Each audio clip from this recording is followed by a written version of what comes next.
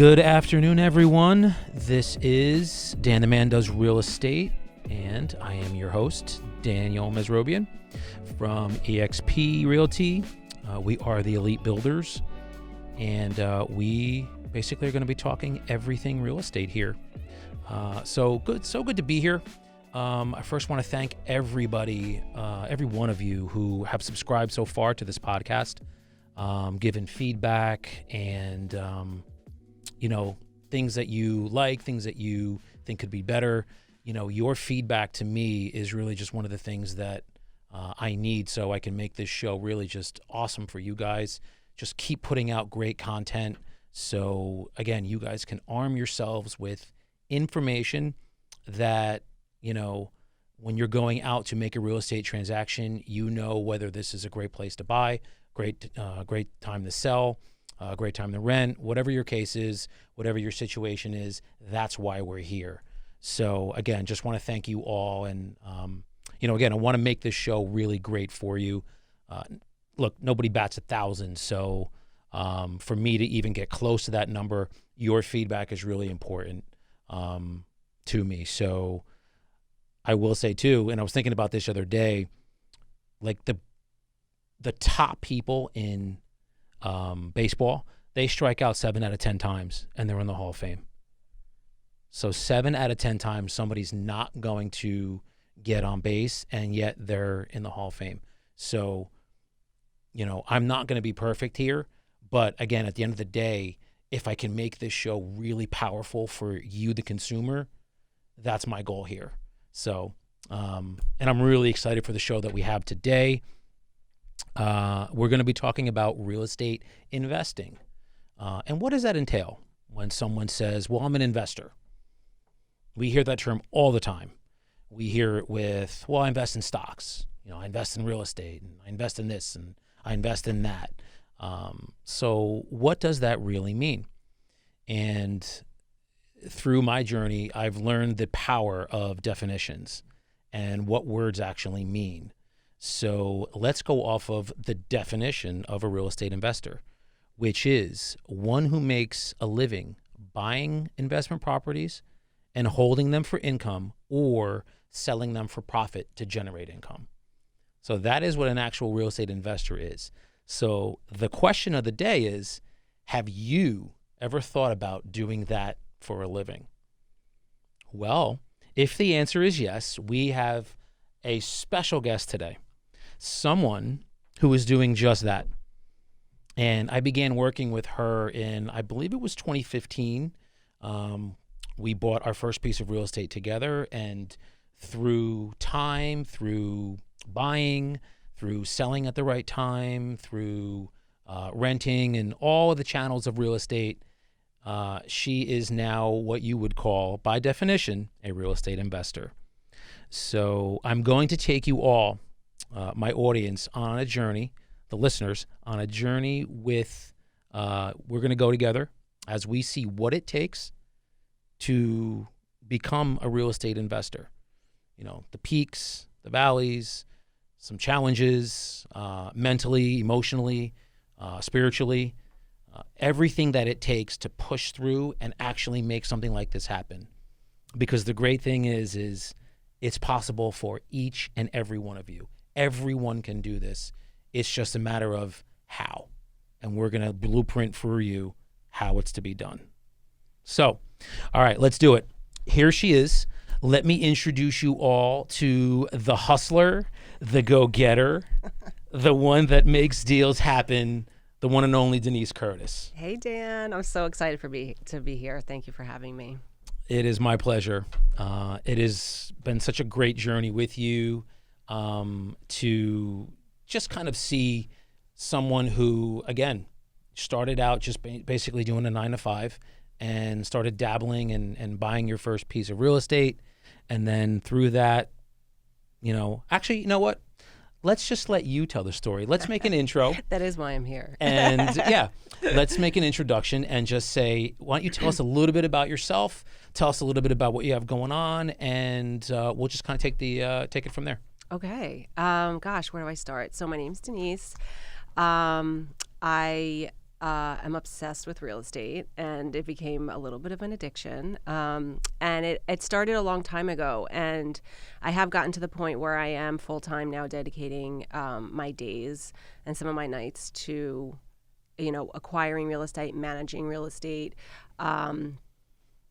negotiating deals, selling real estate, managing tenants. Well, not so much anymore, but that is what I'm primarily doing now. And I started out very, very, very small. I was a 9 to 5, person. And I guess my real estate journey started when I had sold my co-op apartment in Manhattan and made a really nice profit, and was looking to just rent part-time, looking to rent for a little while, not part-time.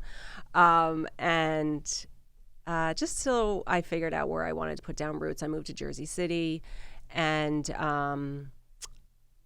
saw what was happening in Jersey City. I mean, I don't know if I need to explain to people, but Jersey City went from being a place that not most people wanted to live to now where a lot of people want to live. And Right. it's, real estate has really boomed there. So when I was renting, I saw, what was happening, all the, the hipster restaurants and bars and the little shops, and, it was just happening really, really fast. And so I was like, I have got to get in on this. And I had my money that I had from my sale from the city. And meanwhile, I invested that money with like a fund manager or something. I don't Like know. in the stock market? Yeah, like a growth fund. Okay. Right. Like I met with someone who wanted him to help me invest my money to have it grow. I told him about my goals, what I wanted. And for a year I had it in that fund. And I remember being in my kitchen, opening my mail and getting like my year-end report. Yeah. And I made $1. Come on. Literally like $1. Yeah, because I guess the stock market had taken some dips. Sure. I don't remember what year it was, but yeah. And I remember thinking no, this is not exciting to me. This is not what's happening with my money. I want to invest in real estate. So I took all my money out of that fund and decided I want to buy something, a rental property. Wasn't ready to move. I wanted to continue renting because I didn't know where I actually wanted to live. So that's when I called you, because you had helped me try and find my rental. And I said, let me call that guy. He seemed pretty cool. And He's way cool. He's way cool. Well, I learned that you were way cool. I didn't know yet. So so we started looking. You took me hunting, and I just looked for whatever. I was just going to get a conventional loan, whatever I would qualify for. And we found just a 2-bedroom condo. And when I was thinking about where I wanted to buy, I remember asking you, what are the next neighborhoods in Jersey City that are going to start to become popular? Not now, but in a few years. Yeah. Because downtown Jersey City had already gotten hot, and I didn't want to buy, at the peak. It was saturated. Yeah. So so you told me a couple neighborhoods that are getting a lot of buzz, a lot of builders are working there. So I picked a neighborhood and bought just a little condo. Yep. It wasn't anything, sexy or glamorous. It was just a 2-bedroom condo, and rented that for a few years. Got my feet wet as a landlord with that one. Yeah, I remember. Have some interesting stories there, maybe for a different podcast.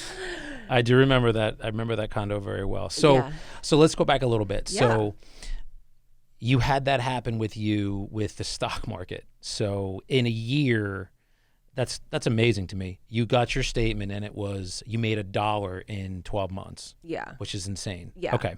So immediately you knew in your mind, you were like, all right, I'm ready to make a shift.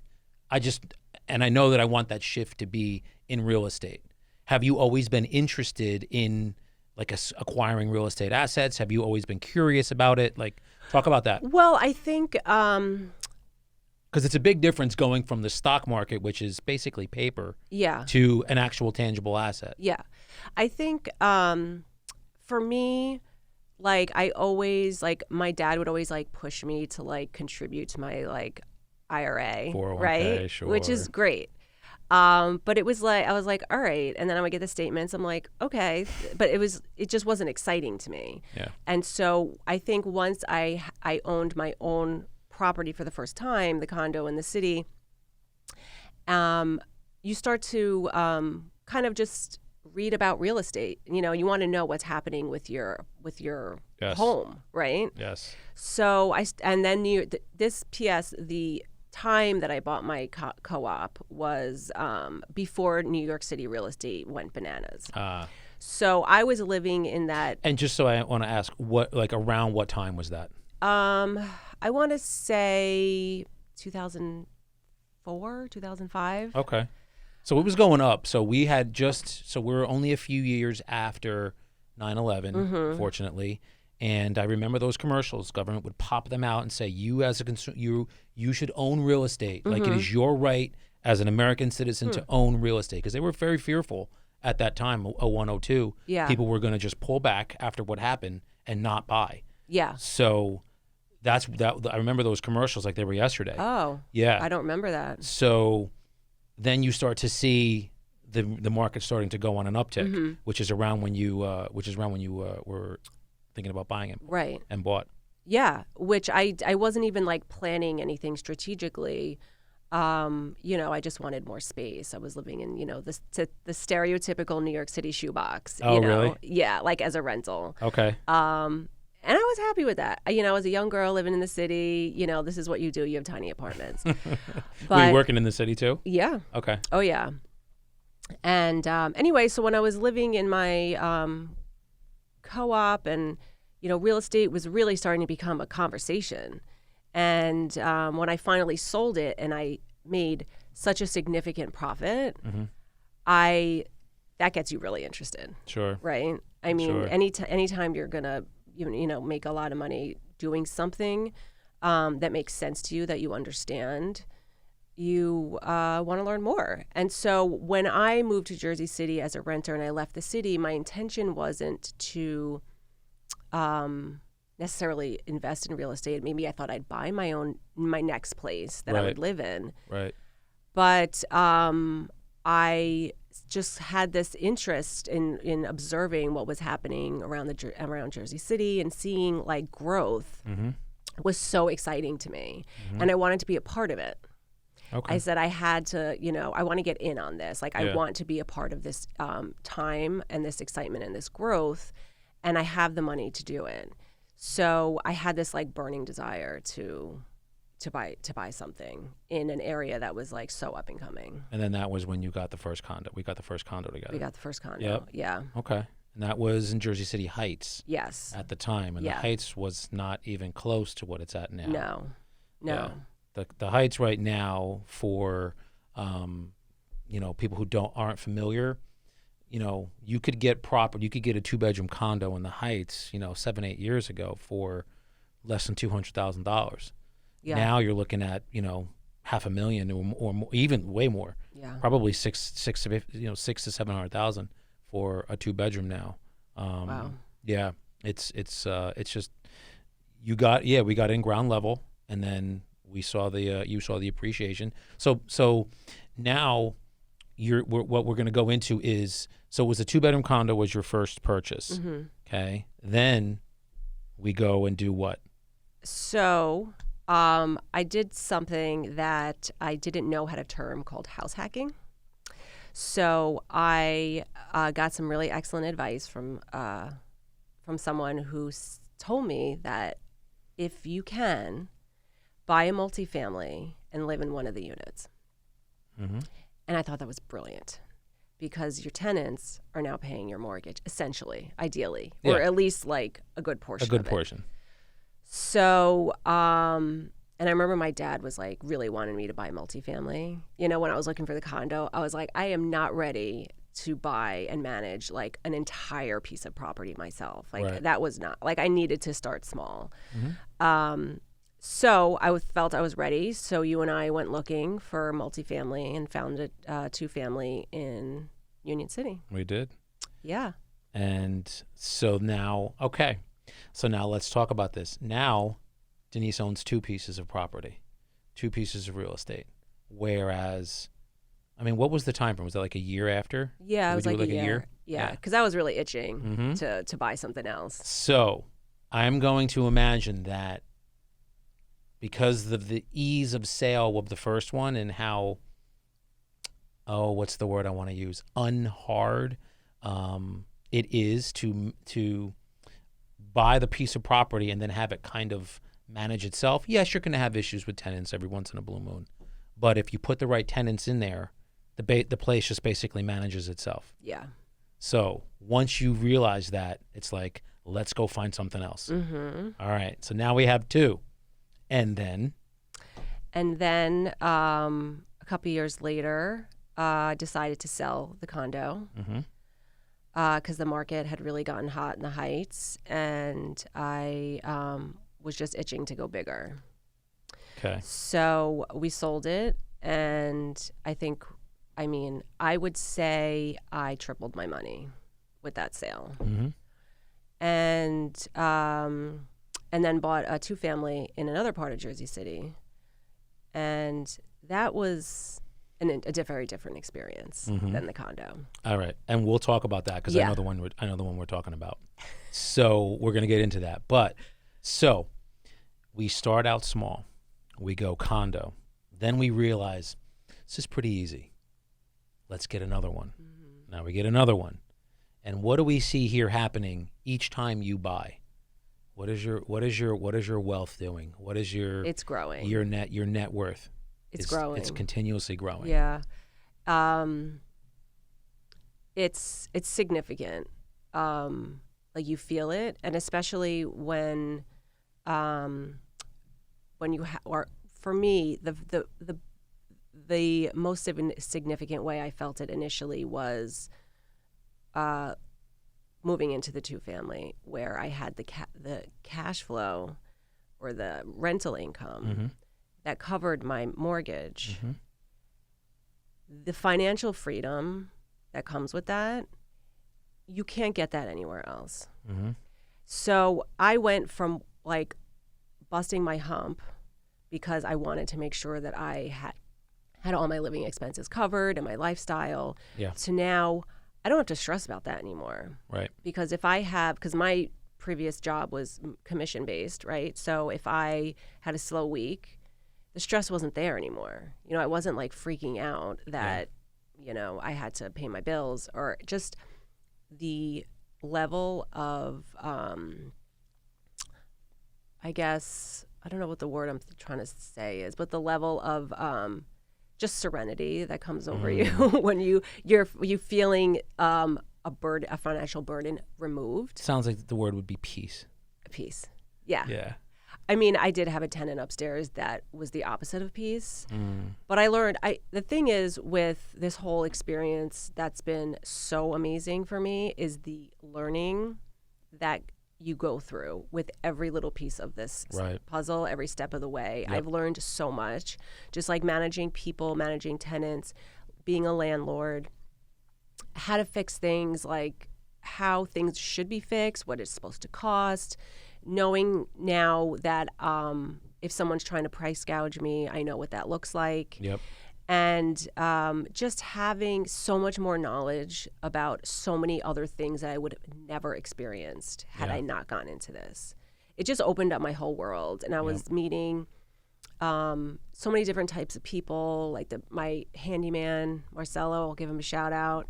He has who I've met, who is awesome. He's been with me since almost day one, who, has kind of been my right-hand man. Anytime something goes wrong, I call him, and he's just a wonderful person.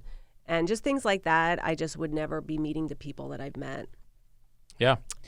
I'm going to take a sidebar here because Denise said something that's very powerful, is my living expenses are now met. I don't have to work. I don't have to worry about that anymore. So let's talk about that.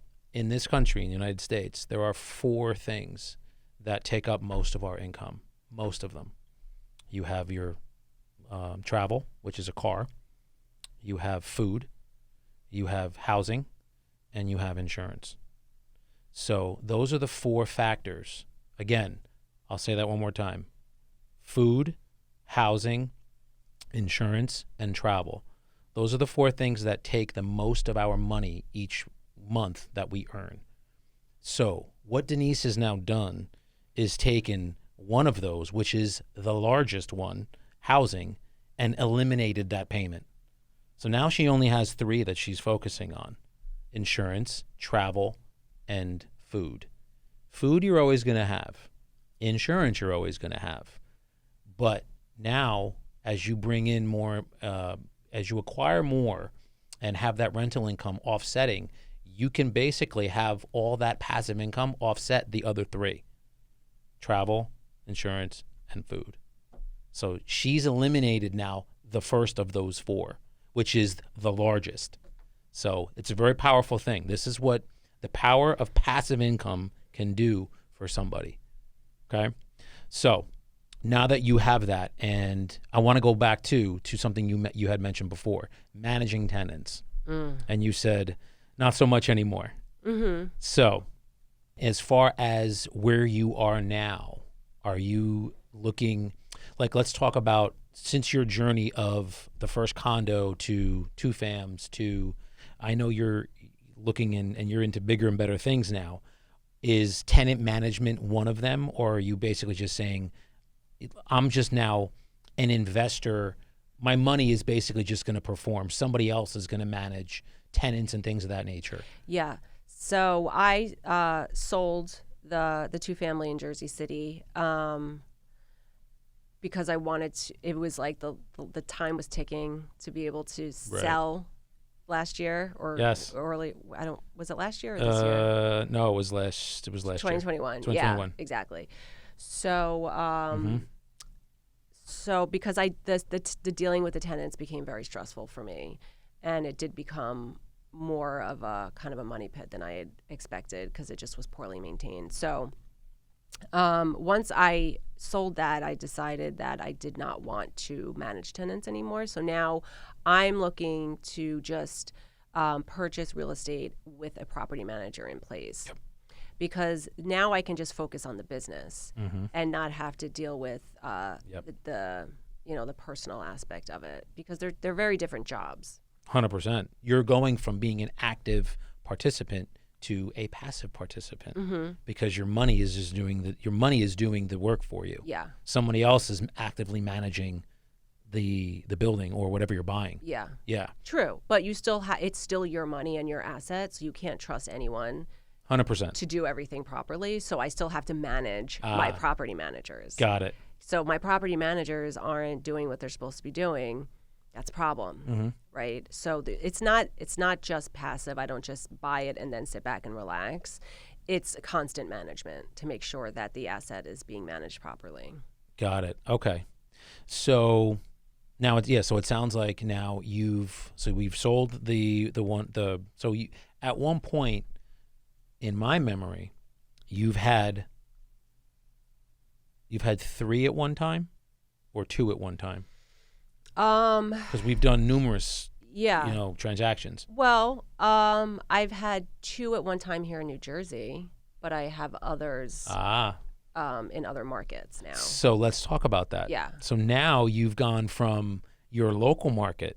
So now let's take a sidebar here. So Denise has gone from investing to where she lives, Jersey City and these areas, and we would have gone other areas. I know you have mentioned to me previous times, well, I don't really know that area, tell me about it.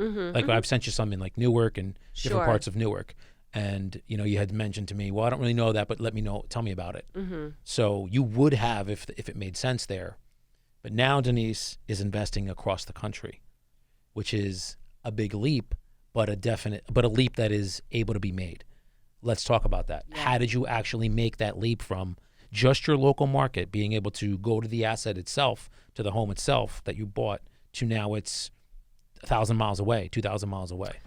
So how that started was the pandemic happened, and I lost my job and had lots of free time.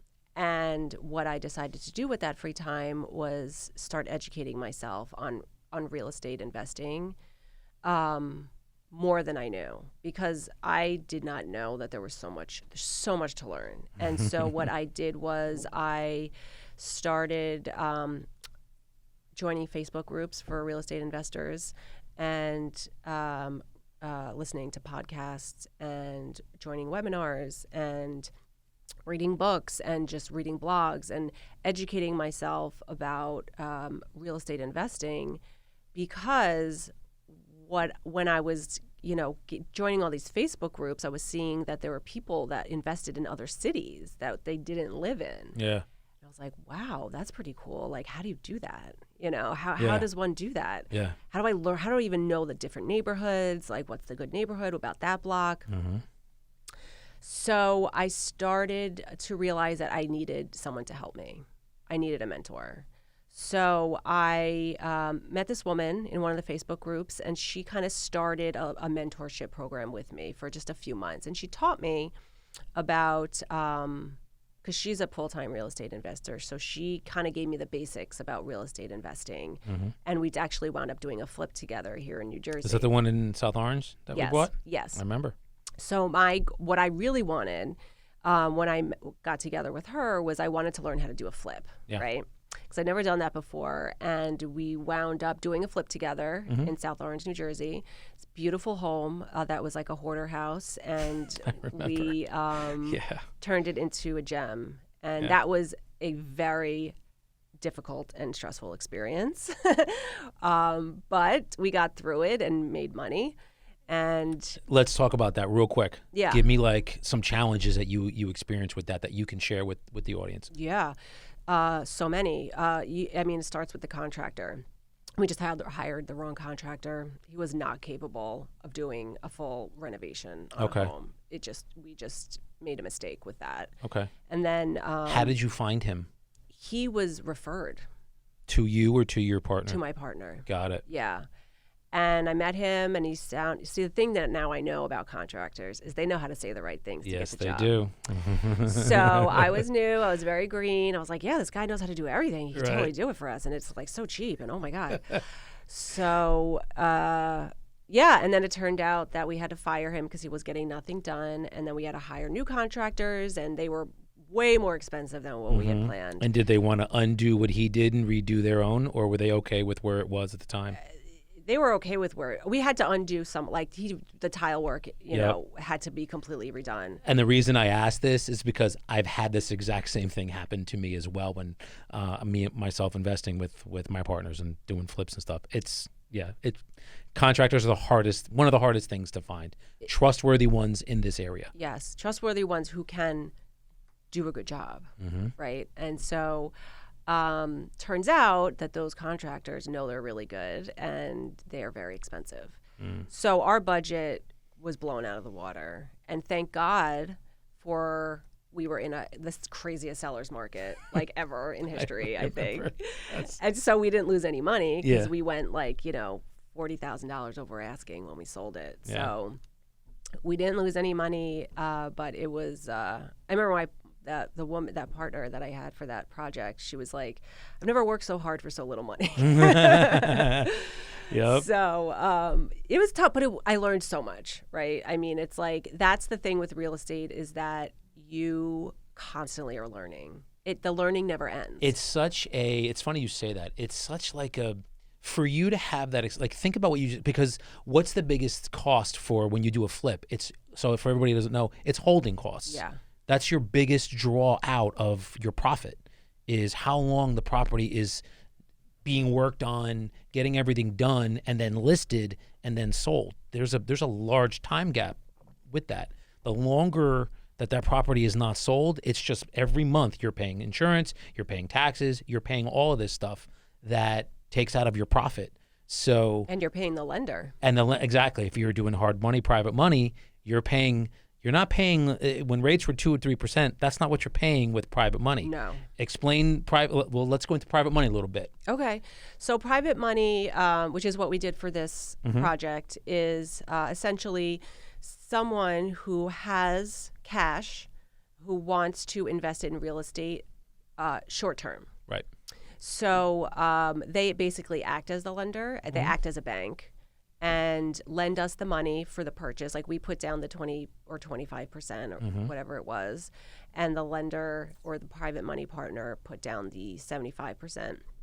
And it was recorded as a mortgage, so she had first lien. Yep. And so then you can either, the good thing about a private lender is you can, you can negotiate the terms, right? So you could either pay the lender monthly the way you would with any bank, right, with the interest and principal, or just the interest, and then or you can do it in a lump sum at the end, right. So for us, she wanted monthly payments, so you had that as a carrying cost. That was like an extra. When it's a lump sum at the end, you can kind of exhale a little bit, assuming you're going to make money, right? That's exactly, that's the goal. So that's basically private money and a lot of times you're going to pay a higher rate because it's short-term money. So look at it like, when a bank's loaning you 3%, 3.5%, it's over 30 years. So they're making money every month for 30 years.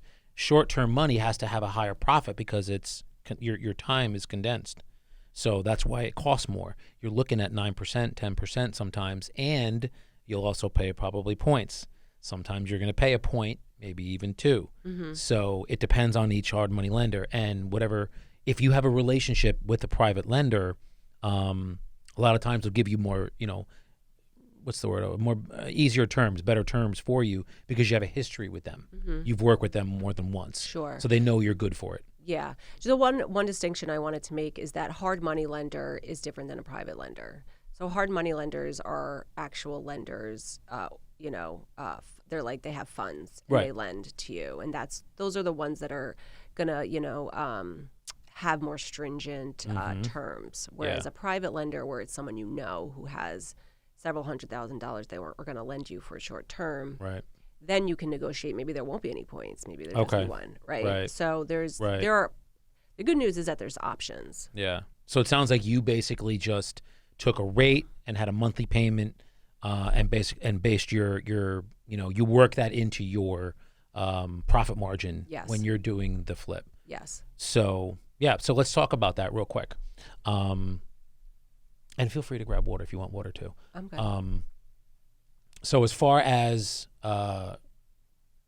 profit margin, when you're looking at a property that you're going to be possibly buying, what's your process for identifying it and saying, wow, like this is one that I might be able, like there's a spread here. Yeah.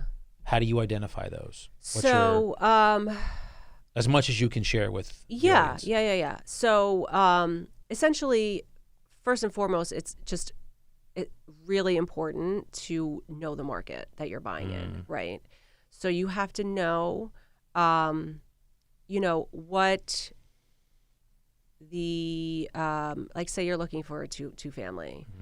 What is a typical price for a two-family in that particular neighborhood, right? You're going to want to know. So, renovated, all done, like ready to go to market. You talking about like that? Yeah. Okay. Renovated, all done, or not renovated, right? So if I see a two-family so I invest now in Ohio.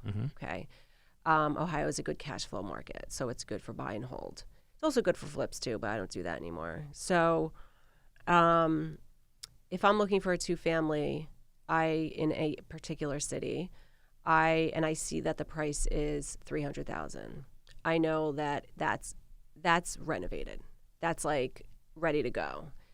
Where if I see it for $150,000, I know that needs work. Right. And those are typically what I look for because I prefer to buy low and renovate and refinance. That's the BRRRR method, right? Yep, BRRRR. So hang on. All right, so let's take a step back, everyone. So Denise just mentioned this is an important term, the BRRRR method. So BRRRR basically being an acronym for BRRRR.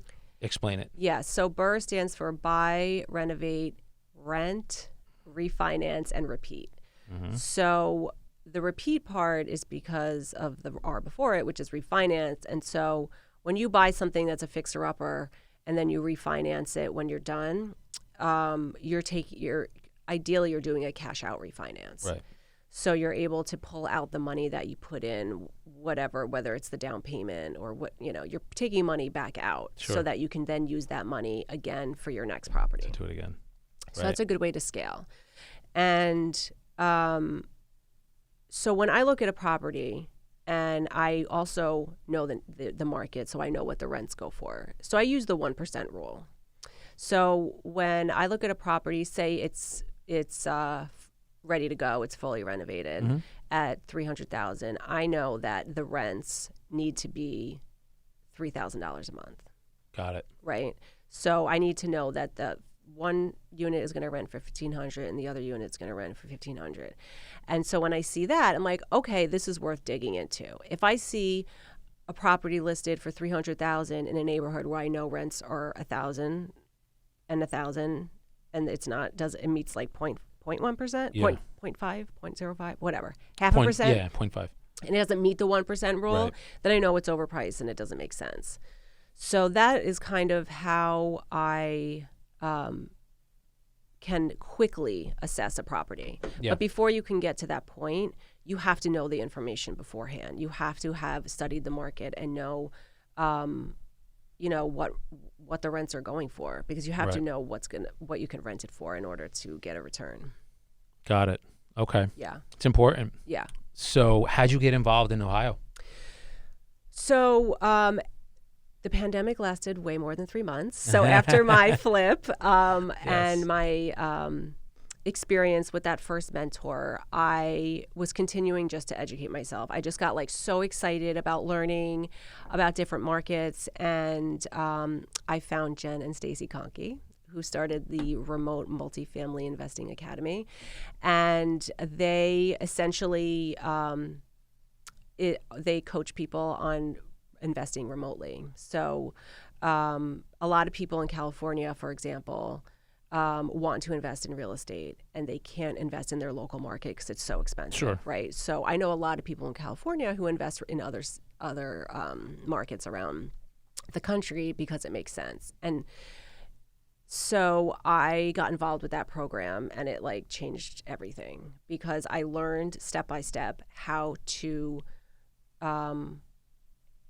find a market, how to learn about a market, how to do the market research, how to understand the neighborhoods, who to talk to, build a team in that market. So, and a team, you mean? In a team, I mean property manager, realtor. Well, I'll go in order: realtor, property manager, home inspectors, contractors. Got it. Okay, so you need to have that all in place before you can start making offers, because you need people on the ground who are going to have eyes and ears on everything for you. So once I started looking in other markets, particularly in the Midwest, is kind of known to be good cash flow markets.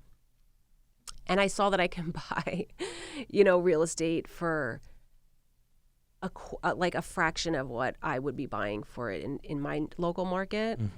That was the game changer, because it means that I can use less of my money to buy all of these properties, for down payments and stuff, right? I don't need to put all of my money into one property because it costs $500,000. I can, buy fixer-uppers for $100,000, $150,000, get my money back after refinance. So knowing that I could still do the same thing in other markets, and I had to learn how to do it. It's not intuitive. It's not just go buy something and cross your fingers. You have to really understand what you're doing, or you can get hurt financially. Sure. So I'm all about learning from the experts. I don't need to try and figure things out myself. You were the first expert who helped guide me on buying an investment property, where in Hudson County where we live. Right? I am a huge fan of modeling.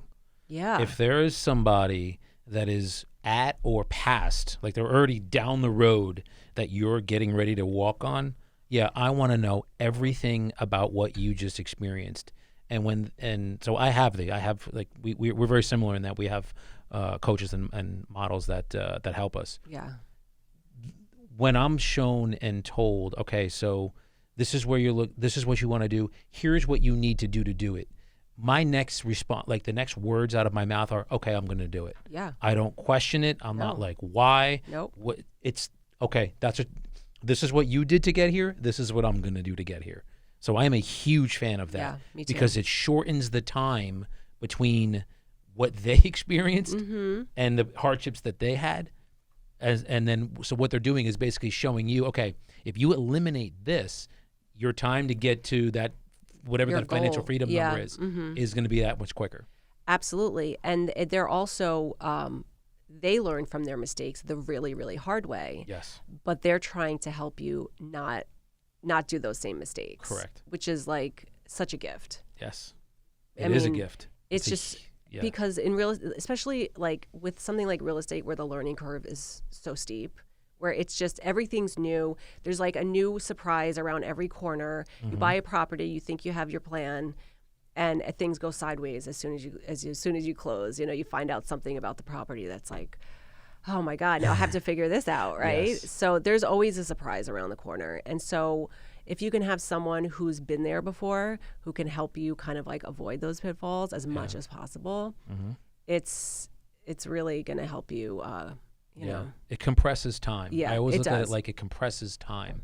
So you avoid, like, let's say that you make a pitfall that he made, and now he or she let you make that same pitfall, and now that pitfall is going to cost you 2.5 months or 3 months of whatever it is. Instead, you avoid that pitfall, and now, again, that time of getting to where you want to go, like the goal, like here's the goal. Now you're that much closer to it because you didn't know, you didn't hit that pitfall. So yeah, it truly is these people that are out there, and you'll find. I'll speak to my audience for this. You'll find that people that are already there, that are financially free, they're buying these properties, and they're, money isn't an issue for them anymore. They really want to help the someone who doesn't know what they're doing. They really want to, like, you'll find that they're very, very open to helping. They like helping people. They want anybody to get to where they are because they know that it's very easy to do. Sure. It just takes, you have to push through, I would imagine you have to push through fears, and I'm going to ask you about that. Sure. So you're probably like most, and probably like a good portion of the population, that there's a risk factor here with this.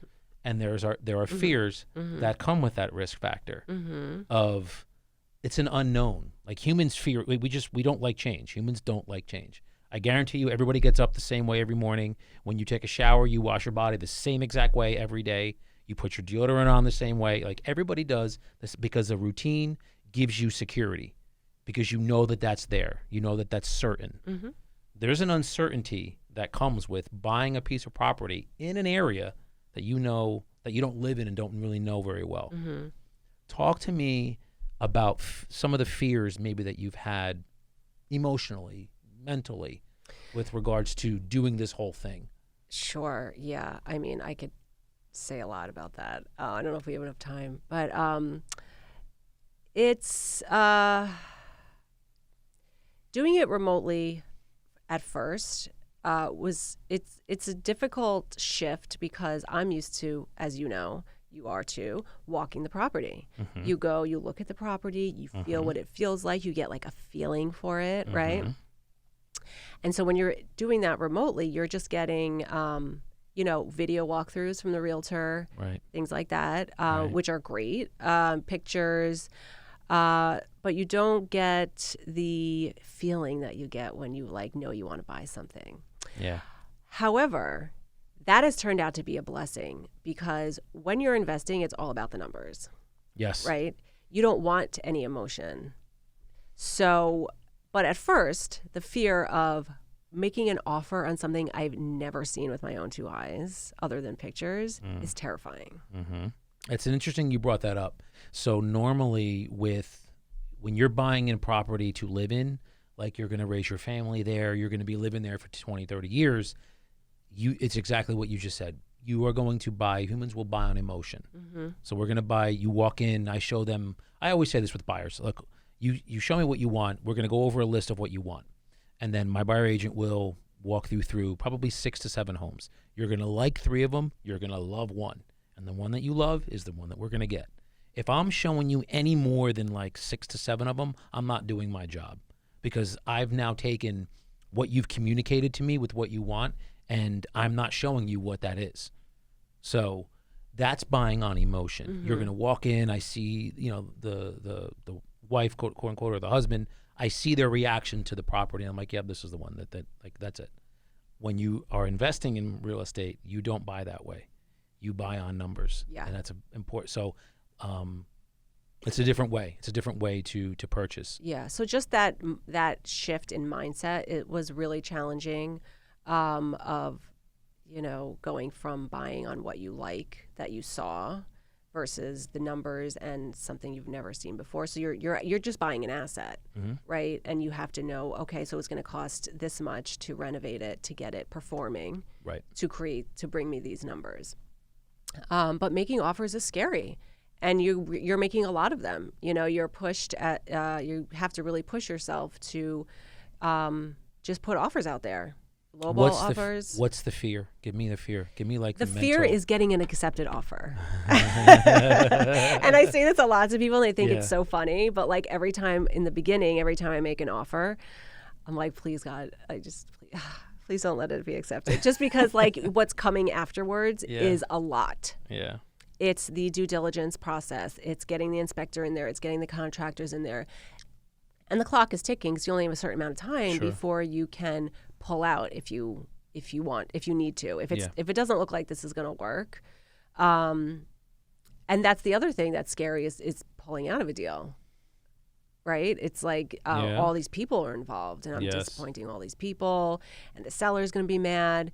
But the truth is, there have been a lot of deals that I've been under contract on that I pulled out, because after getting it under contract and getting the inspectors in there and really getting to the nitty-gritty of it, the seller just wants too much for it, and so it doesn't make sense. Right. As an investment, you're not going to make any money off of it. Yeah. So talk to me about, what did you do? What did you do to get over? Look, we all have fears. I mean, I have them too. Everybody does. We all deal with, our own little gremlins. I call them gremlins in our heads, that tell us that we're going to fail, and we're things aren't going to work out. Yeah. What do you do to overcome that? What was your process of all right, I'm identifying that I am scared and I'm fearful of this, but I'm going to push through it anyway. What was your process of doing that? A couple things. So my process, whenever I get really scared or freaked out about any element of this real estate investing, is that there are people who do it, and they're alive. They live after this scary experience, right? Yes. People do it, and so why can't I do it? Right? It doesn't mean that it's not going to be hard, but if other people are doing it, I can do it. Okay. In those moments, love it. When I'm really freaked out, let's say, I can't think of an example right now, but a really scary moment when I'm under contract and I have to make a decision, or we're negotiating a price reduction, and I'm afraid to ask for more. I realize that it's just temporary. When I'm feeling scared, it feels like the end of the world, right? It feels so terrifying, and that this is my life, and that's just how my life is always going to be. But then a few hours later, the thing is over. Yep. And I'm back to my normal self. And you're alive. And I'm alive. I love it. And just pushing through that has taught me so much about, and I'm sure you know this term, but what's that? Getting comfortable, being uncomfortable. Oh, God. That's one of my... So at the end of the show, I do Danisms, which are quotes that I live by. And one of them is get comfortable being uncomfortable. Yeah. Because that discomfort, that insane fear that you have for 3 hours is growth. It's a growing pain. And so once you get through it, you've grown so much. And God, so true. So true. And that has been the biggest joy. Oh, there are a couple things. The people that I've met in this process are kind of the biggest joy. Yeah. But the biggest joy for me personally is the personal growth. It's power, man. It's so powerful, and what's awesome about it is that you cannot achieve these goals without personal growth. Like it's required.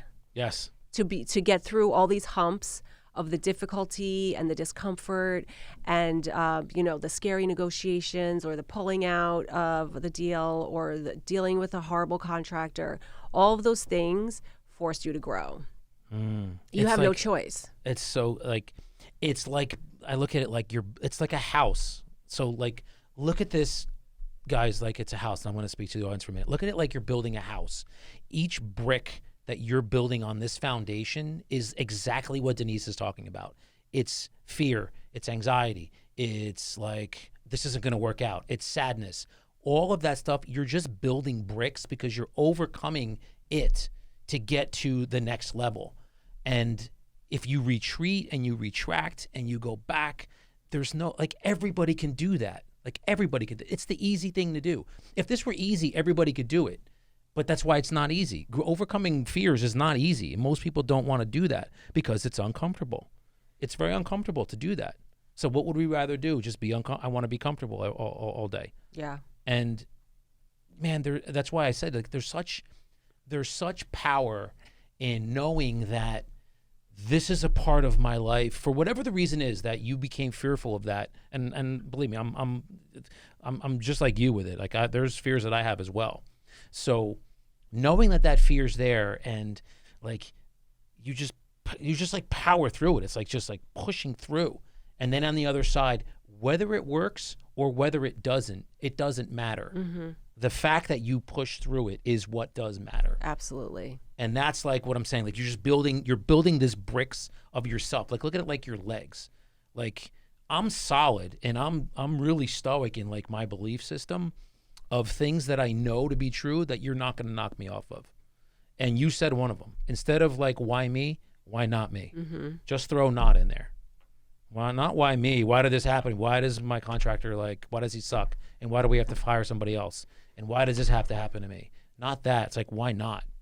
I can do it. Yeah. Why not me? And the other thing that gets you through it is when you're dealing with something that is a problem. Like say we've closed, we're doing, work on it, or we, are dealing with tenants, or, the main issue is irrelevant. We just have to find the solution. Okay. Right? So it's like, if I can either just focus on like being mad at my property manager for like not fixing the toilet fast enough, so now my, tenant is mad or whatever, like let's just find a solution. Yeah. Instead of focusing on the negative. Let's just, how do we get through it? Yeah. And then I can move on to the next thing. Yep. That is, so we're very alike in a lot of ways. I love that because it's, the issue doesn't care like one way or another. It's the issue. So the toilet not working is the issue. Like it has no feeling whatsoever one way or another. It's our response to that that's going to determine your mood moving forward. Because I talk about it, what you focus on, you feel, and generally how you feel is your emotional home. So if you're focusing on the toilet is broken, this is a problem, that's going to continue to be a problem. Instead of what you just said, let's focus. All right, what do we got to do to fix this? Yeah, it's here. It's already here. Doesn't matter. The toilet's broke. What do we got to do to fix it? Right. And that is a growth. It's a growth mindset. It's a power mindset to me. Because it's, again, focusing on the solution and not the problem. Yeah. And in this industry, that's really what we need to do. Like we can't be focusing, because 1,000 things. I mean, how many deals and things have you done across the country where just shit just comes up and happens, and it's like, damn, what do I like? This just happened every week. Yeah, every week. Say that again, so everybody can hear. Every week. Yeah. And truthfully, what my mentor, one of my mentors, Jen Conkey, always says, Stacy says it more, that we're just highly paid problem solvers. We're just always putting out fires. Yes. I will say, caveat, I'm not highly paid just yet, but I'm getting there. Yeah. And it takes time. Yeah, it takes time, and I can't say that I can just sit back and relax and not worry about my finances anymore. But I am so much closer to my goals than I would have been if I had never Yeah. invested in real estate. That's for sure. And we call that freedom number. So we call it in my industry, like Okay. who we, so I network with a lot of people too.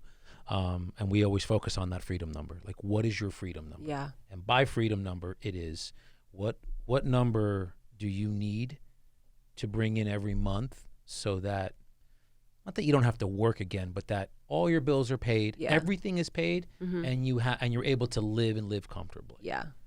Is it $8,000 a month? Is it $10,000 a month? Like, everybody has that freedom number. Right. And then, so I'm imagining you probably have yours too. It is important, and I would encourage all of you out there that are interested in this and wanting to learn how to do this, write down that freedom number. What is your freedom number? What's that number that once you get that income coming in, whether it's through, passive income resources, mutual funds, stocks, real estate, whatever, side hustle, what is the number that you have that coming in on each side? You're sitting back on your couch and you know that you're getting money every month. So what is that number? Yeah, that's what I'm working towards. That's exactly it. Sitting on my couch and just letting and it come that this money's coming everywhere. Yeah. Like, what is that number? Yeah. And that's really, look, at the end of the day, it's what we're all working for. I mean, everybody, look, 9 out of 10 people work a job that they wouldn't work if they didn't have to. They wouldn't work. Right. But we have to, people have to do it. So think about that.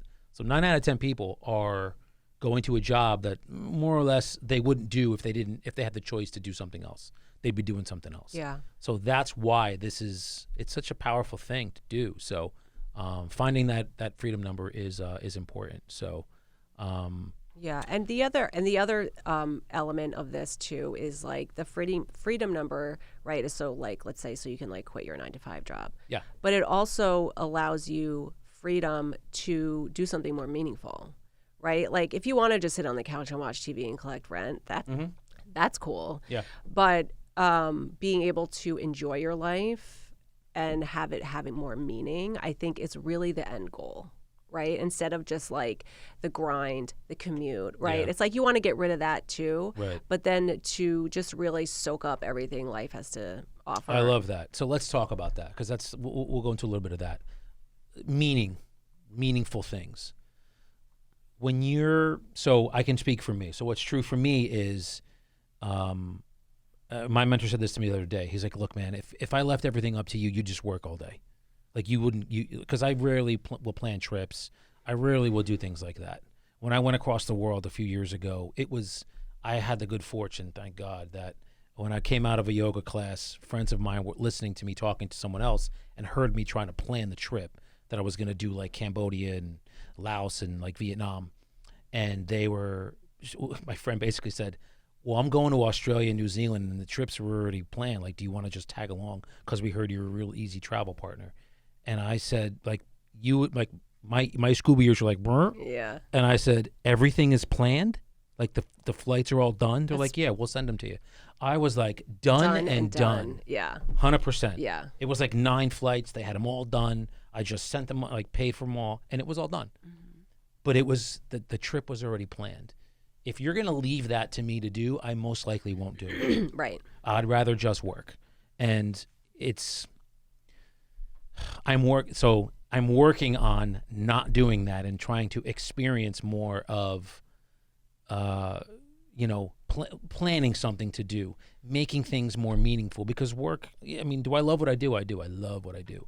But at the end of the day, there are more meaningful things that I'd like to do with my time and effort, this show being one of them. Because, again, I want to arm people that are watching and listening with so much information that they can do what I do, they can do what you're doing, and let them know in their minds consciously that it's possible. Because let me ask you this, was there a time when you were thinking about this that you thought, I don't know, like, is this even possible for somebody like me to do? Like, I'm working like my regular, job. Is it possible for me to get to a point where I own real estate enough to where I don't technically have to work? It wasn't even on my radar. Yeah. Like when I was like working and slaving away Mm-hmm. before the pandemic. Right. Like all I was doing was like trying to, get through the week. I was fighting burnout, and I definitely wanted something else to do, but like it's very difficult to just stop working. Yes. And do something else. Yes. But I had the, I don't want to say the word blessing, but I got the break that I needed. You had the good fortune. I had the break that I needed, and was able to be in a situation where, I set myself up with my rental income. I did have something coming in still. Yeah. So it really set me up to be in a position where I wasn't in a horrible financial situation when I lost my job. Right. Then there was like, unemployment insurance, right? Mm-hmm. Like I'm very open about, I did need that. Sure. But the blessing of having that I could just, all I needed to do was just like sit down and learn and educate myself. And I had the time to grow this business that I wanted to grow. And so I think, so now I still do what I did before, but I just, kind of like see clients privately, and it's on your schedule. It's on my schedule. Yeah. So, and because I enjoy it, right? If you still enjoy what you're doing, but you want to do it like on your own terms, that's awesome. Well, that's the thing. Like I'm listening to you. It sounds like you're very much like me in that you're not going to be content just sitting on, that's going to get very boring very easily. Yeah. Just sitting around knowing that I don't have to work anymore and I'm just going to not. No. Like if you find, I heard this once, it was funny. It was, I think it was my Yoda. So everybody in life has like people that they look up to. My Yoda is Jim Rohn, who unfortunately isn't with us anymore, but motivational speaker, just drops like knowledge bombs like galore. And he gave a story once and he said, what would you do if you had $1 million? And the guy's like, I wouldn't do a damn thing. He's like, I would just lay around and I would just enjoy myself and relax. And Jim Rohn was like, I guess that's why the good Lord sees it that you don't have $1 million. And it was so like that hit me, man. It was like a brick, and I was like, that is awesome because that's me. I can't just sit around doing nothing. No. And it sounds like you're the same way. Same. Yeah. I was excited because for me, learning is exciting when it's something that you really want to like understand how to do. Yeah. Yeah. It's fun for me. Mm-hmm. And it gets me really jazzed and excited, and it's invigorating. So I was just, and especially I was trying to learn about real estate, which is an exciting topic, right? And it was something that I had already started in, so it wasn't super brand new. Right. It was just like, I want to learn how to do this like the way like the big boys do. Yeah. The big girls do. Yeah. So. Awesome. That's awesome. And so you looked at it more like, hey, I want to take this thing to like scale. To the next level. Yeah. Yeah. I wanted to take it to the next level. And I know that, I had to get educated. Mm-hmm. And so that's what I did for the entire pandemic. I just, every single day, just learned. So huge. So huge. So let's talk, Denise, about overcoming, like somebody's out there right now. You guys are out there and you're thinking of doing this. And man, it's so scary. And like you might have a family and you're not thinking that this is something that you want to do it, but it's going to take up a lot of time. It's going to do this, it's going to do that. And you're not moving because you're fearful of it. Mm-hmm. Mm-hmm. You say to somebody that might not think they can do it, what? I say that you can do it. If you don't feel like you have the time, you have to budget your time. You have to look at your time and take, say, an hour in the morning or an hour in the evening and do your, listening to a podcast or reading a book about investing or, Googling, different markets or, engaging in Facebook chats. Okay. Not chats, sorry. Facebook, groups? Facebook groups. Yeah. Yeah. And just reading, what people are writing. So inspiring. Mm-hmm. And I think that I know that people with kids, I'm very I'm very fortunate that I don't have kids. I was just about to say that. I'm like, yeah, I'm going to say it. No, but say it, because I am as well. I don't So have that children either. I have the time is my point. Yes. Is I have the time. Yes. But I have business partners who have 4 kids and make time And they to make make it this happen. work. Yeah. So it's just a matter of finding the time. So if you get up at 7 every morning, get up at 6. I love it. Make that time. And if you like to watch 2 hours of TV at night to unwind, just watch 1 and then read a book, about real estate for the next hour. Like find the time. If you're at the gym, listen to a podcast, listen to, an audiobook. Oh my God, that's the best. That is the best answer because there's so many good books out there. Damn, love it. Because Give me like 1 or 2. Okay. Go. Rich Dad, Poor Dad. Okay. Like everyone has read that, right? What else? Oh, Think and Grow Rich. Great book. I've read that. That's like a once a year read. Yeah. Great so book. Think and Grow Rich and Guys, hang on. Like, let's just listen to that term. The title of the book is Think and Grow Rich. yeah. Think and Grow Rich, which basically says if you believe it, you can grow rich and actually do the work to do it. It's actually attainable. Yeah. That's the name of the book. Because half of this game is mindset, is knowing that you can attain it, understanding how to make yourself believe that you can attain it, right? That's a big part of it because a lot of people don't believe that they can do this. I'd argue that it's 80% psychology, 20% mechanics. Yeah. Okay. 80-20. I mean, guys, look, faith is what? Okay, so let's take a sidebar here. Faith is what? Faith is believing in something first and then seeing it later. It's basically what a faith is. If you have faith, it's not like, oh, you have no faith. You have no faith. Well, what really is faith? Faith is believing in something first. So you have the thought, you believe it, and then you actually can see it. Someone who works the opposite of that has to see it first. And then once they see it, they'll believe it. Yeah. So you have to actually, like, this is a mental mind shift to you all. Like, you have to mentally shift your mind. And that is eminently more important than the actual mechanics itself. Yeah. Because once you actually believe it in your head, you believe that this is something that is possible. I can become an investor. So we'll use what we're talking about here. I can become an investor. I can lose 50 pounds. Like, I could do it. You have to actually believe that you can do it. And I've spent years trying to change my mind on things that I was taught I couldn't do. I was taught for years, like, money is the root of all evil, and it's ridiculous. Now I know it's ridiculous. The love of money is the root of all evil, but not money. Money's very static. It doesn't have, it has energy to it, but it basically is what it is. And it can be used for some very powerful and beautiful things. And look, man, like, I heard a joke once, money isn't important, but hell, man, it's up there with oxygen. So it is important. So I share that to say this, like, the shift has to come in here. It's got to come in here first, guys. It has to come in here first for you to believe it. And then once you believe it, you will start. The why has to come first. Why you want it has to come first. Then the how will make its way. How it happens will it'll be there. But the why has to be there first. Absolutely. I say that and you respond to me saying what? That you're correct, sir. That for sure. I mean, the mindset it's just mindset and then taking action.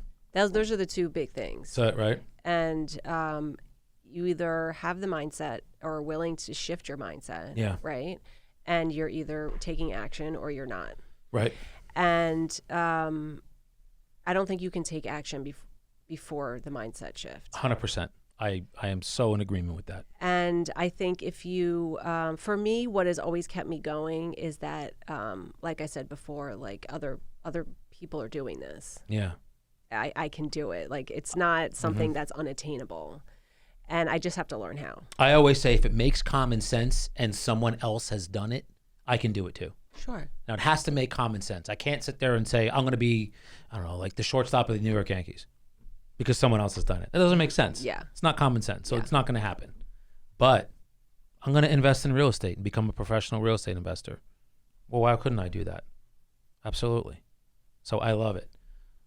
So now, like, let's foray into, because look, we've already gone over challenges, we've gone over mindset. Give me some like awesome highs that you have experienced. I see your face lighting up as I ask you this. So I know there's got to be some awesome, phenomenal, fantastic, motivating moments that you can share with my audience. Like, give me some of them. Like, from you've experienced in your heart of hearts, that is like, there's just no feeling like it. Yeah. Well, there's a few that I'm thinking of. And the other book that I was going to suggest is Go For No. Did you ever read Go For No? No, I never heard of it. It's a small little book, but the idea is, ask for, things expecting no, right? Don't just ask for things or try and get things when you think you're going to get a yes. Oh. Right. So it's like you just keep going. You just keep going. So it parlays into real estate because as an investor, you're making a lot of offers until you get an accepted offer. Yeah. Right. So you're just constantly just putting those offers in, and you're in the beginning nervous to make an offer, and you're afraid that it's, the seller's going to balk at your offer, or, it's not going to get accepted and you're going to feel like a loser or whatever it is. Sure. And, but if you just go for no, you don't expect a yes. And so when you get a yes, it's pretty awesome. I love it. That's cool. I like it. Yeah. I like it. And we'll get into more books because we're going to do, guys, just so you know, there's another part of the show we're going to do real quick. It's like a book review. So I'm going to share with you guys a book that I'm reading at the current time that we shoot each, episode. So you'll get to know a little bit about a book I'm reading and how it'll benefit you if you guys are into reading. I highly recommend reading. It is paramount to any kind of growth. And always remember, those who don't read are exactly the same as those who can't read. So I will leave you on that. So let's get into some wins. Okay, Talk so some wins. And the other one is Never Split the Difference. Did you read that? Oh, great book. Yeah, okay. Is that John Voss, the Voss, negotiator? Yeah, The Negotiator. Phenomenal book. So it turns out that I'm actually a pretty good negotiator. Really? Yeah. And I didn't know this about myself. And it's a skill that I've been growing and honing and strengthening. And I was negotiating a deal, and the inspection report just was a disaster, right? And you were buying. We were buying. Got it. And it was basically, I'm like, I got to back out of this deal. I basically need like a $50,000 price reduction. And it was like only a $215,000 property. Right? So let's just go now. Let's talk a little bit about that. So you get the inspection report back. Yeah. As people who have already bought know, you get your inspection. The inspector basically tears the house apart anytime you're going to get an inspection, and you got it back. And if it's a $50,000 reduction, I'm going to imagine or assume that maybe there was either environmental/structural, or the cosmetic and everything around it was so bad that the cost to cure, which is basically what it would cost to fix, is really, really expensive. It was more structural. And so this guy was selling it as a performing property. Like, it's rented, and the pictures, like, it's been newly renovated, right? Okay. And then, one of the floors is sagging. We need to like bolster up the floor. The electrical's in bad shape. It was a lot of the like the inner workings, Sure. like the basement stuff, I call it. Like everything in the basement was like a disaster. Oh, wow. Okay. Right? Yep. So things like that. So we were like, there's no way. There's no way that we didn't plan for all of these repairs. It's not going to work anymore. We're not going to get the return that we had anticipated based on how the seller presented the property. And let's just say that it's always presented that when you're buying these kinds of properties, it's going to be like, it's being presented to the seller that you're an investor. And you're going to be renting the property just as they were. Right. Exactly. Correct. So numbers are very, very important. Very important. So I basically was going to back out, and my coach was like, no, you're not. You're going for a price reduction. And I'm like, yeah, but like there's no way this guy is gonna go for a $50,000 price reduction. And he's like, you are not backing out of this deal. I want to see you go in for that price reduction. And I did. And at first the seller was like, no, I can go down this much. And I'm like, you know what? It only works at this number. Yep. If you can get it down to this number, then I'll take it. And then immediately I got the text back from my realtor. It was like, seller says okay. And it was a $45,000 price reduction on a property that I was purchasing for like $215,000. So it was like, the percentage is like what? I don't know. Huge. Yeah. So That's 25%. Let's take 25%. Yeah. Well, probably a little more. Yes. Yeah. So that was a huge win. And a big part of that is, as you're going through this process, is like understanding the psychology around sellers and buyers, right? When a seller, like, you can never assume what the seller thinking, Yes. what their position is, right? Like, do they need to sell this property? You know, maybe they're in a situation where, you know, they're doing a 1031 exchange and they're like, the clock is ticking, Yes. or, you know, they're going through a divorce and they just like have to get rid of this property. And guys, we will get into 1031 exchanges in another episode, because those are a lot of, no reason to be sorry, but those are a lot of fun when you're buying and selling property at a high rate. It basically kicks the tax burden down the road. And so they're really fun. So we'll get into that at another point. Yeah. So it's just understanding that, you know, the seller doesn't want to back out either. Right. You know, and so if you already have it under contract, and the seller knows that if you fall out of contract and it goes back on the market, that does not look good for him. It's time too. And it's time. Yeah. So when a property goes back on the market, people are like, what's wrong with it? Right? Why did that buyer not want it? And so there's all these things around the psychology of it that gives me power when I'm in that position, to know that, like, I can push a little more. Yeah. And go for more, you know, to get more money down, or more money back at closing, or whatever. So that's been a really fun experience, is to like have, and we've had other wins like that too. Yeah. Me and my partners, but just knowing you're in, like, you did that. Yeah. Your negotiating skills are.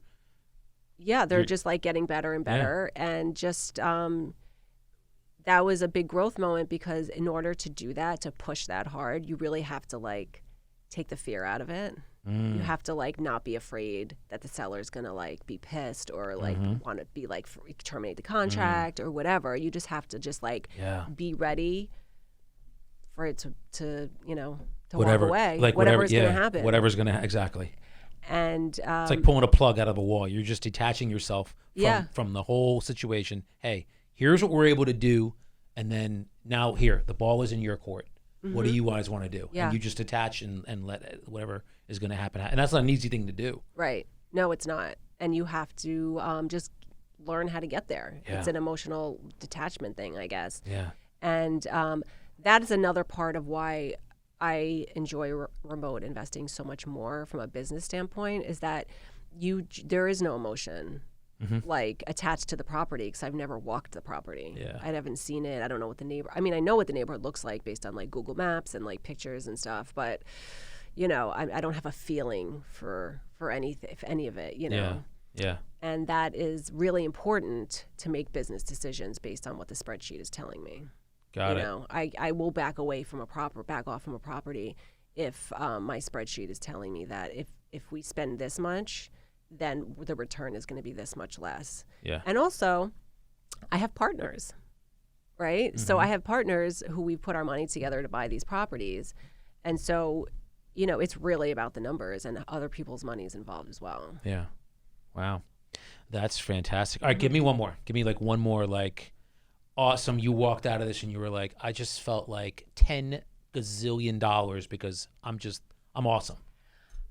Come on. I don't know. Gotta be. I don't have any I'm awesome moments, because I'm still working on that. No, you know what I mean. Like, you just walked out and you were like, wow, I'm so proud of, this was just one of the best things that have ever happened to me. Like, I had this happen, whether it was a closing, whether it was a situation that you overcame, like the one you just gave, something that you can share with everybody that just, it's just a feel-good moment for you. Yeah. Like exactly what you're smiling at. I can see you smiling because I see the wheels turning. Yeah, I'm trying to think of something that is like story-worthy. They're all story worthy. Look, people love wins, man. Yeah, it's true. How much do we hate? I can tell you, I can only share what's true for me. I despise watching the news. I freaking hate it because the news knows that negative news that they give that's going to put a fear in you hits your frontal lobe. There is a thing in here in your frontal lobe where they know that when they share with you something negative, it automatically triggers something in here. And I hate that they prey on that with humans.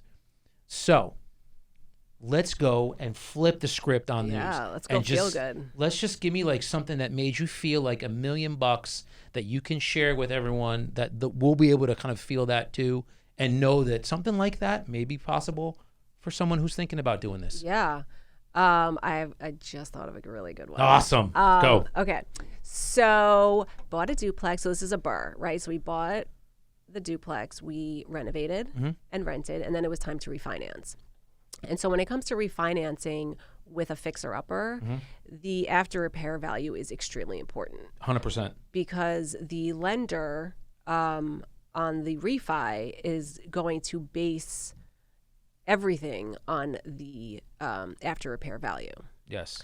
So in a BRRRR, you're looking to get money back at the refinance, right? Because you added value and you put some money in, so you want some money back. And hang on, I just want to take a sidebar. Guys, after repair value basically means Denise is buying the property first as a complete renovation. She has to do the renovations.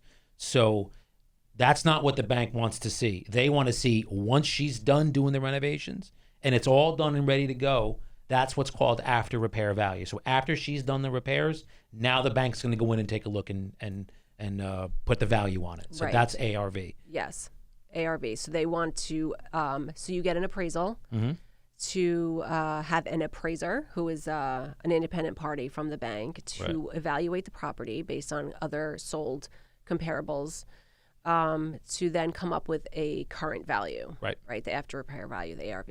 Yep. And when you go into, before you even purchase the property, you have to have an idea of what you think the ARV is going to be so that you can run your numbers accordingly. And that is usually the realtor helps with that, right? The realtor helps with that, yes. So the realtor gives you comps of other properties that are already fixed up already with the same number of bedrooms. It's a 2-family also, things like that.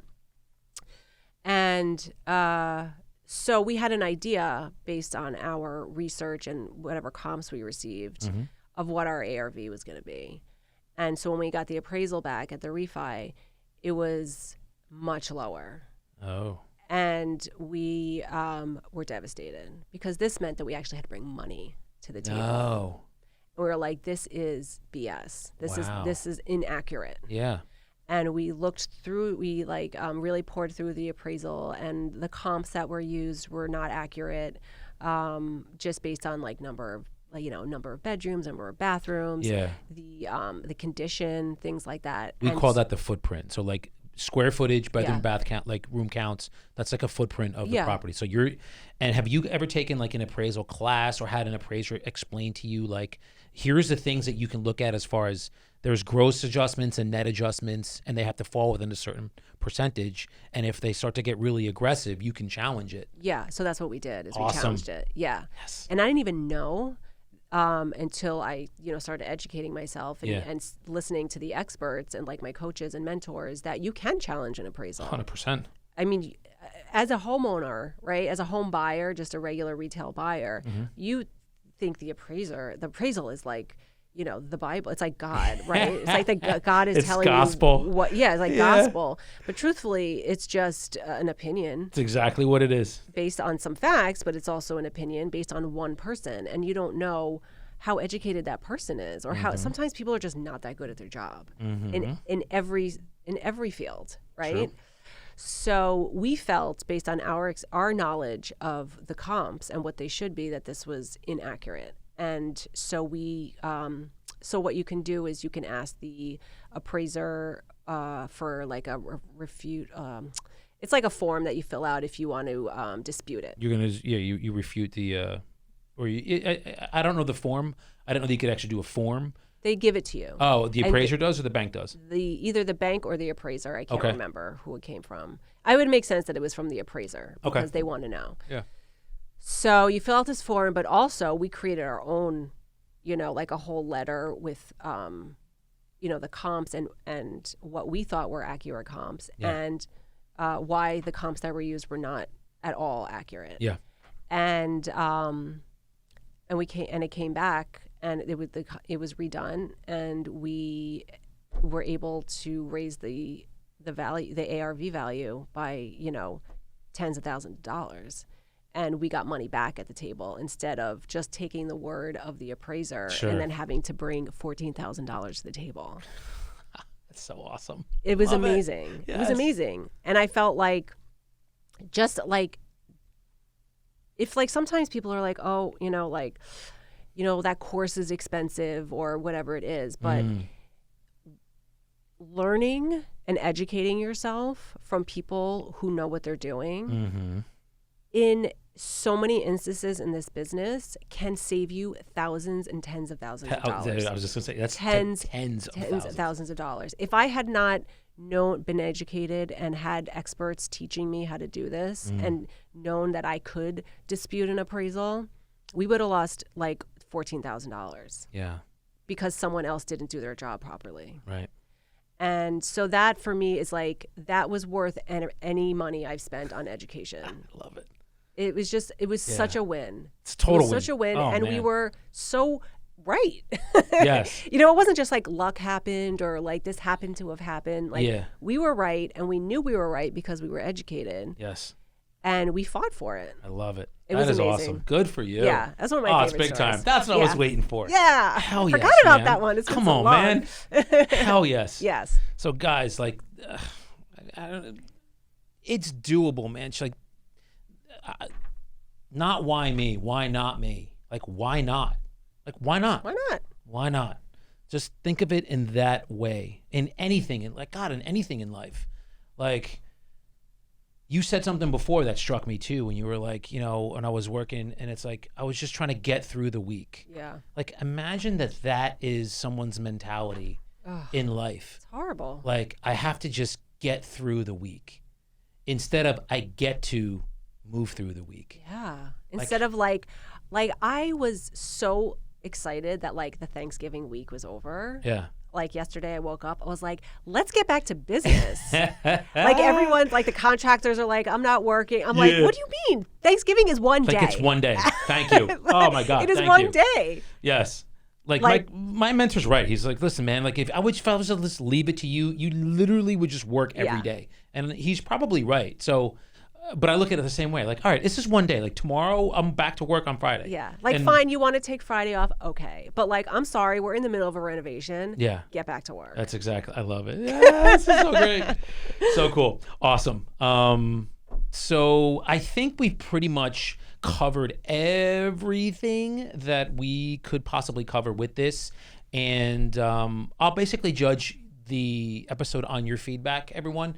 If you really feel like Denise has just powered through this and just thrown out some, I mean, to me, you've just dropped like knowledge bombs galore today. So this was phenomenal. Awesome. I love it. I love this. I love doing it. I love sharing my knowledge. I love sharing my experience, my enthusiasm, and like how, you have the power to change your situation. Yeah. Sometimes it's really hard and difficult, and you have to kind of like figure it out, especially if you have a family and you have a mortgage and all the, like, it's not easy. No.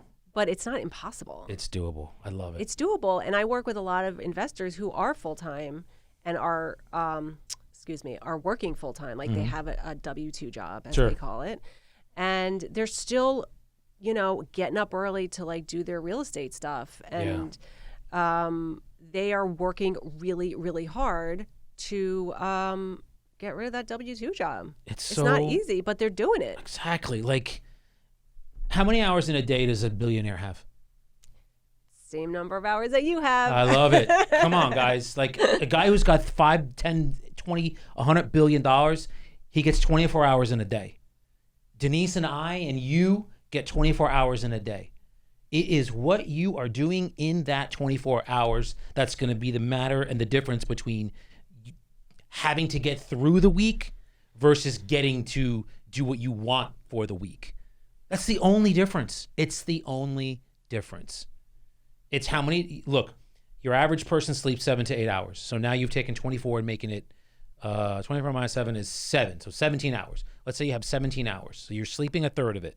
Then you're going to work at least 8 to 9 of it, right? Now you trim that down to what? 8 hours? Now you have like 8 hours left. What are you doing in that 8 hours? You're probably going to be, you come home, you're going to want to make food. You're going to need to shower. You're going to need to, like, everybody else wants watch a little TV, which I would encourage you not to do. If you want to change yourself and get into something different, I would encourage not turning on a television, and I would encourage picking up a book, which we're going to get into in a little bit. These are the decisions. Everything that you say yes to, I know I said this last episode, but like everything that you say yes to is something else you're going to say no to. So if you are going to say yes on Friday night to going out with your friends and tearing it up, which I'm not telling you not to do, it means Saturday morning you are not going to be productive. Mm-hmm. That is almost a fact. Mm-hmm. Okay? But if you stay home on Friday night and read and listen to some informative podcasts and get started on the next phase of what you want to do with yourself, now what you're saying yes to is the next morning you're even more motivated to do something more with this side hustle. Yeah. And now the dominoes start to go and they start to go and they start to go. Yeah, it's prioritizing. That's it. And there's a couple other, do we have time? We have as much time as you need. Okay, there's a couple other things I want to say. One is the other big thing that comes up is like, if I don't have money to invest in real estate, I don't have, the cash or whatever, like how do I get into this? Let's talk about it. So how'd you start? Well, I was fortunate that I was able to. You had the capital from. I had the capital from. Yeah. The thing. So say somebody doesn't. Say somebody doesn't have that. Yeah. So what a lot of people do have is an IRA or a 401k from a job, right? Mm-hmm. So what I've learned in this past couple of years, when I'm talking to, bigwig investors, is that there's a self-directed IRA and a self-directed 401k, and you can move your money into a self-directed 401k or a self-directed IRA, and you can use that money to invest in real estate. Correct. Now, the profit that you get from that has to stay in the IRA. It goes back into the IRA. 100%. So that's not necessarily going to set you up to like live off of that particular cash flow. No, but it can get you started. But it can get you started. Exactly. Yeah. Did you hear that, everyone? Mm-hmm. You can take your 401k or your IRA and move it into a self-directed, which I would encourage you to do some research on reputable companies because there are a ton. If we can throw out a couple of them, but do some research on those. You move your money into that, and now you can take those funds and put them as a down payment, put them in for closing costs, whatever the case may be. Now you're putting them into a piece of real estate that you're buying, and you're getting the ball rolling. Mm-hmm. Yeah. Now you're getting started. And the other thing is people are like, well, I have money, but I have like no time or interest to learn. Yeah. And I would say network with investors who are doing it, who know how to do it, and partner up with people who are getting properties under contract and can help you put your money into real estate and partner up with them, and you can learn from them in that way. Yeah. Love it. There's just, there are a lot of different ways to do it, but I do encourage people to, talk to other investors and see what they're doing. Yes. So that goes into like mentoring, which again, I'm a huge, huge fan of. Yeah. Or networking. Going to networking events, joining all the Facebook groups, whatever. There's tons out there for investors, and just start talking to people. Yeah. And guys, if you are interested in these groups, reach out to me. Just subscribe to the YouTube page, and I'll put on there some groups, Facebook groups, investor groups that I know that are out there that could be a great place for you guys just to start, just to get some information. Yeah. Again, one domino turns into 2, turns into 4, turns into 8. So you got to get it started. But visualize a snowball going down a mountain. Once you get that momentum going, it just grows and grows and grows. But the first part is the hardest. It's like going to the gym. The first month or two of going to the gym consistently is the hardest part. But once you're there and you start to get into a routine, boom, boom. You're there all the time now. Yeah. Now it's a routine. Momentum is good. That's it. And now we can kind of foray into my favorite part of the show. And I know It is your favorite part too, which, come on, guys. You ain't got to lie, Craig. You ain't got to lie. Jersey Friday? Yes. Remember Friday? Craig's girl. Oh my God. Craig's crazy girlfriend. She comes out of the car and she's like, "You ain't." She sees him with Felicia and she's like, "You ain't got to lie, Craig." I've been watching that movie. Oh, it's so very great. Long time. Danism of the day. These are quotes or phrases that I basically tried my best to live by, but they're in my head, and these are things that I just go with. And it's so funny that I have this one because we've talked about it a lot today, which is, guys, persistence gets it, but consistency keeps it. One more time. Persistence gets it. Consistency will keep it. So it's like, look at it like the greater the difficulty, the more glory there is in overcoming it, whatever it is, whether it's a fear of starting real estate and overcoming a fear that you have to get an offer accepted, or even start to learn about investing in real estate because it's completely different than what you're doing right now. Whether that's it, the persistence in learning it and getting it is going, the persistence in learning it is going to get you it. And then once you do it, be consistent with, continuing it. So like every day, if you're doing something to get towards that goal, whatever the goal is, it makes no difference. If it's a physical goal, a mental goal, a spiritual goal, an emotional goal, a financial goal, if you're doing something every day to get you towards that persistence just builds. It builds. It's like that foundation we were talking about. It just builds. And then once you get it, now you have to be consistent with once you get it. Mm-hmm. So like, now I'm sharing this with you. You're hearing this. What comes true? What's true for you? And I'm genuinely interested in your answer. Like, I say this, what comes to mind for you? The book Atomic Habits. Oh man, great book. Yeah. Great book. Put that on your audio. Yeah. Your audio, whatever. Great. Audible. Thank you. Yes. Yeah, listen to that in the car. Listen to... That was twice. I have it on Audible. Yeah. Oh, it's a great book. James, I forgot the guy's name. It's a #1 bestseller, guys. It's a New York Times bestseller. So it's like the #1 book right now, Atomic Habits. Yes, that's a good one. Yeah. But yeah, changing habits is really hard, but it's doable. And if you just are consistent, instead of, like, for example, this is so dumb, but like I get into this terrible habit of like when I change my clothes when I come home and I like want to put on my comfy pants, I throw my clothes on the bed and walk out of the room. Like I don't put them away. Oh my goodness, right? That's terrible. I know. But then I walk into my room and I have like a pile of clothes. And so I decided, I'm like, you know what? Like a bachelor lives there. Let's change that habit. Yeah. So it takes like literally like 10 seconds to put the clothes away. Mm-hmm. And I'm like, just stop doing that. Just shift it. Just do that shift. So now my room feels cleaner every time. But it's like these little habits that you can do, even though it feels like it's like, oh, it's so hard. Yeah. But really, you do it and you feel like it's a win. Mm-hmm. Totally. Yeah. I mean, God, let me get what could I equate something like that to, like an easy habit.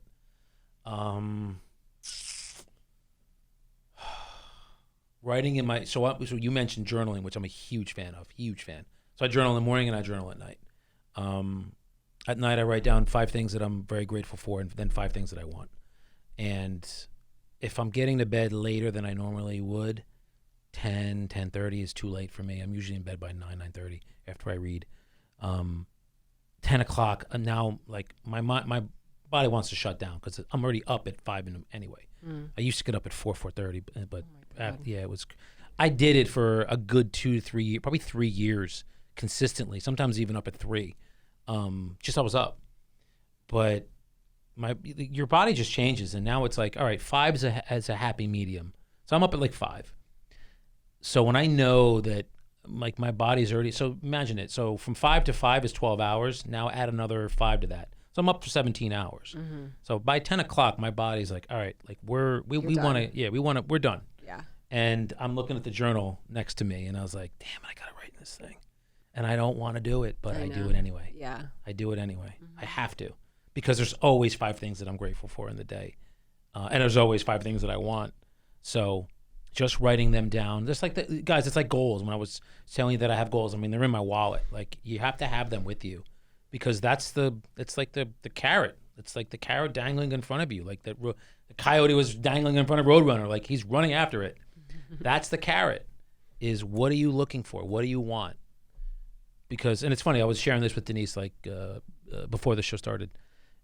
Everybody, like, life is people wanting something. Like, everybody wants something, whatever it is: peace, happiness, financial freedom, a new car, whatever.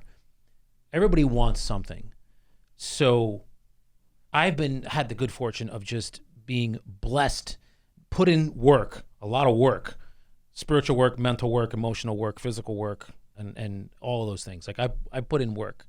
Which is probably why I'm still single at this point. But I share that to say that, putting in that work, like, it pays dividends. And those dividends at the end of the day are like they define you. And I'm proud of those. I'm proud of putting in that work to be the person that sits in front of me. Now, I know that I've had a lot of good fortune over my time, but it's funny how, like, generally people that work really hard tend to be very lucky. Isn't that an interesting thing? Luck tends to find people that are hard workers. I tend to find anyway. So it just goes to, again, it kind of goes to show, and I'll go with you on this, is that, like, it's that every day, that persistence of doing it. Like, every day that I don't want to write in that journal, but I know I'm going to do it, it's just adding another brick to get closer to, what you want. It's just to comment on what you were just saying, is what you put into something is what you get out of it. Yes. That's like my whole philosophy in life, is like, if you don't put any energy into something, you're not going to get it back. It's great. Like, that's it. Phenomenal. So that motivates me all the time. Is like, I know that, like, if I want satisfaction in my life, I gotta take action. Yep. It is so, I mean, that's I love that. Love that. So we're going to go, now we didn't do this last show, but I'm going to start doing it for today and moving forward, is a book. I'm a big reader. I know you guys know I'm a voracious reader. So I love reading. That's basically what I do on weekends and when I have downtime, sitting in a coffee shop, many of them in Hoboken, that I just sit and read for hours. So the book that I'm reading right now is called, this is an interesting one. It's called Die with Zero. And basically what this book is referencing is, it kind of not debunks, but it changes your mindset on money and when you die. So most people want to have, like, all this money when they're older, so they can kind of have these experiences, but know that they have this security behind them. So as they get older and older and older, the money is there, and then eventually it's going to go to their kids. He basically, he brings an alternative theory to this and says, well, if you end up dying and you have like $1 million or $2 million, you basically worked for nothing for that money because you didn't get a chance to use it. So while he's not advocating for like frivolous spending, when you're younger, that's when you can experience experiences at its highest because you're youngest and you can experience them at a higher level than when you're 60 and 70 years old. So maybe you take, instead of, I don't know, saving $100,000, you save 90 or 80 and you take that 20 and go experience something. You take some of that money that you have when you're younger, and instead of just working like I do, like just some machine, which this book it's really changing my thought on a lot because I feel like it's actually speaking to me. Instead of working like all the time, maybe you take an experience and you go and plan a trip. It doesn't even have to be across, internationally. Maybe in somewhere in the United States, and just go for a week, which I would never do. And now, because I'm thinking in my head, well, I have to keep earning and earning and earning because I want to have that security. Well, like what's enough? Right. So really, really interesting book. Again, it's called Die with Zero. And I would encourage it for the workaholics of the world that are of an age where you can really enjoy yourself and experiences, because you can't put dollar values on experiences. You can't. You can't say, look, this experience is worth $1 million. This is worth, I don't know, 50 grand, whatever. The experience is what it is. And if it's something that's really impactful for you when you're younger, you're going to be talking about that until the day that you're not on the planet anymore, Yeah. So, and think about it. I was thinking about this the other day, and it really hit me too hard. Like in 2 and 3 generations, nobody is going to know that you were alive and I was alive. Because do you know anything, almost anything about your great uncle or aunt or grandparents? No, we don't. Well, we're going to be that in a few generations. No, but they're not going to know, for most of us, unless you're like some hugely impactful person that's doing huge things for humanity and mankind. And there's people out there that do, but they're the overwhelming minority. They're not the majority. People aren't going to know, your children's children aren't going to know you were even alive. So then it becomes, what are you doing here, right now, to impact yourself, your family, your loved ones, your friends, your business, whatever the case is? What are you doing now to impact that? Like, what's your legacy going to be? It's an important question. And all of this stuff has hit me as I'm like reading through this book. Because again, the one that hit me the hardest is, in like probably 2 to 3 generations, no one's going to even know I was walking this planet. And for the most of the humanity here that are just basically kind of going through the motions, or you have your families and your lives, and you're obviously doing great things within your own your own family. In three generations, they're not going to really know anything about you. So that's why the time that we have here is so important. It's paramount. Amen. So Die with Zero, everyone. So we'll wrap everything up now. First and foremost, thank you so much, Denise Curtis, professional investor. You have dropped some insane knowledge bombs on everybody here.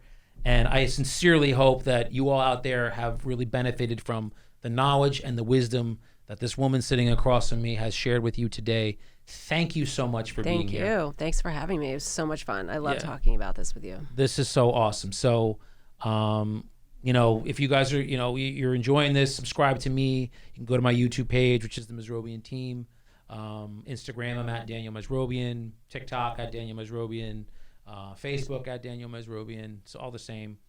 And basically, that's all we have for today. So again, make sure to subscribe to this podcast, give some great feedback. And if you found value in what Denise and I have shared with you today, let us know.